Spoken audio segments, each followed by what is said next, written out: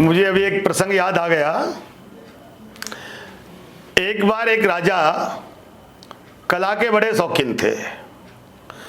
जो भी चित्रकारिता का सुंदर मिल जाए, जो भी कलाकृतियां मिल जाती थी, उन्होंने एक संग्रहालय बना लिया था। देश में विदेश में जहां भी जाए, अच्छी बात है, कला का शौक होना चाहिए। क्योंकि जो व्यक्ति कोई शौक नहीं पालता, वो ही शौक में डूब जाता है। शौक तो पालने चाहिए शौक से बचने के लिए, पर शौक ही व्यसन न बन जाए। शौक कैसा है? लोग शराब पान करने वालों को भी शौक कहते हैं, जबकि वो तो व्यसन है। राजा को बहुत अच्छा शौक था, ठीक है, कोई बुरा शौक नहीं था, कलाकृति इकट्ठी करता था। लेकिन 3 मूर्तियां मिट्टी की इतनी सुंदर थी, इतनी कलाकृति थी उसके अंदर, कि राजा उनको प्राण से भी ज्यादा प्यार से रखता था। सजाना, संवारना, और एक कर्मचारी को कह दिया इनको बहुत सावधानी पूर्वक सफाई करें, और मैं आऊं तो मुझे बहुत प्यारी लगती है, रोज मैं देखने आता हूं। ठीक है, किसी भी चीज के समय परिस्थितियां होती है, उत्पत्ति का विलय भी होता है, हम पैदा हुए हैं, हमें मरना भी है। तो जो सेवक रखा हुआ था, बहुत अच्छा आदमी था, दृढ़ विश्वासी था, लेकिन प्रभु की लीला, हाथ से मिट्टी की मूर्ति गिर गई, टूट गई। मिट्टी की मूर्ति टूट गई। राजा को पता लगा और आकर के क्रोध में कह दिया इसको मृत्यु दंड दे दिया जाए। घोषणा कर दी इसको मृत्यु दंड दिया जाएगा, क्योंकि वो मेरी बहुत प्राण प्रिय मूर्ति है, अपने प्राण से भी ज्यादा प्यार करता हूं। उस मूर्ति को तोड़ दिया। सेवक के चेहरे पर कोई उदासीनता नहीं, मरना तो पड़ेगा, इसी विधि से मरना लिखा है। लेकिन तत्कालीन, जा महाराज, मैं मृत्यु के लिए तैयार हूं, मुझे काम करके आने दो। बोले जाइए। जाकर के उसने जो 2 मूर्तियां और थी उसको प्रिय, उनको भी जाके तोड़ दिया। अब तो राजा का आसमान, 7वें आसमान पे क्रोध पहुंच गया। मृत्यु दंड से ज्यादा देवी क्या सजा सकता था? तो राजा ने पूछ बैठा, ये क्रूरता तुमने क्यों करी? महाराज, मुझे तो क्रूरता का दंड मिल ही रहा है। अब क्रूरता मैं कर रहा हूं कि आप कर रहे हैं? एक निर्जीव के लिए आप सजीव को समाप्त कर रहे हैं। पर मुझे इस बात का जवाब दीजिए, तुम मूर्ति को क्यों तोड़ा? बोले वो मूर्तियां 2 आदमियों की और बलि लेने की तैयारी कर रही थी। आज एक मूर्ति के कारण मुझे मार रहे हो, तो 2 व्यक्तियों की जिंदगी बचा करके मैं मरूं तो मुझे गम तो नहीं रहेगा कि मैं मरते मरते भी परोपकार के मर रहा हूं।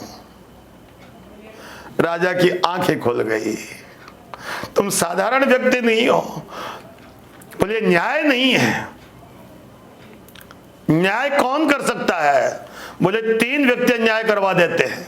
रामचरितमानस में लिखा है, सचिव वैद्य गुरु 3, जो बोले प्रियास, राज धर्म तन 3 कहें, होय वेगी ही नाश। राजा से यदि मंत्री मीठा बोलेगा, एक दिन उसका राज्य समाप्त करवा देगा। सचिव यानी राजा का मंत्री को सचिव कहते हैं, सेक्रेटरी। सेक्रेटरी मीठा बोलने वाला है, महाराज सारे राज्य में जय जयकार हो रही है, ऐसा हो नहीं सकता सारी प्रजा पूर्ण सुखी हो। इसका मतलब तुम प्रशंसा करने वाले के पास पहुंचे हो, तुम दुखी तक नहीं पहुंच पाए, उस मंत्री को हटा देना चाहिए। वैद्य, आजकल डॉक्टर कहते हैं क्या खाएं? सब कुछ खाओ, कुछ भी खाओ। क्यों? बोले कुछ भी नहीं खाओगे तो हमारी दवा कैसे खाओगे? तो दवा बेचने के लिए कुछ भी खाओ, क्योंकि दवा बिकनी चाहिए। तो सचिव वैद्य, वैद्य मीठा बोलेगा तो शरीर गया। और गुरु, गुरु का काम क्या है कि शिष्य के अंदर कोई भी कमी है, गुरु शिष्य गागर कुंभ है, घड़घड़ काढ़े खोट, भीतर हाथ दिए रहे ऊपर मारे चोट। गुरु जब शिष्य को जब कुम्हार अपने घड़े को तैयार करता है, वो अपने अंदर हाथ दिए रहता, ऊपर से चोट मारता है। उसी प्रकार से गुरु का कर्तव्य है कि शिष्य कोई भी गलती कर रहा है, उस गलती को अवगत करा करके उसको रास्ते पर लाए। पर तारीफ करते हुए गुरु शिष्य कुछ भी करे, लोभी गुरु लालची चेला और दोनों नरक में ठेलम ठेला। यदि लालची चेला है और गुरु लोभी है तो दोनों ही नरक में जाने वाले हैं। तो महाराज मैं मर रहा हूं, मुझे राजा का मंत्री कहता है, राजा का जो सेवक था कहता है, मुझे मरने का गम नहीं है। आपकी क्रूरता प्रशंसकों ने आपके स्वभाव को बिगाड़ दिया, आपके मंत्री ने आपको अवगत नहीं कराया। आप राजा हैं, आपको बोध कराने वाले कोई योग्य गुरु होने चाहिए थे, लेकिन मुझे बोले तुझे भय क्यों नहीं लगता है? बोले आपके यहां नौकरी करता था, उससे पहले भी एक सेठ के यहां नौकरी करता था।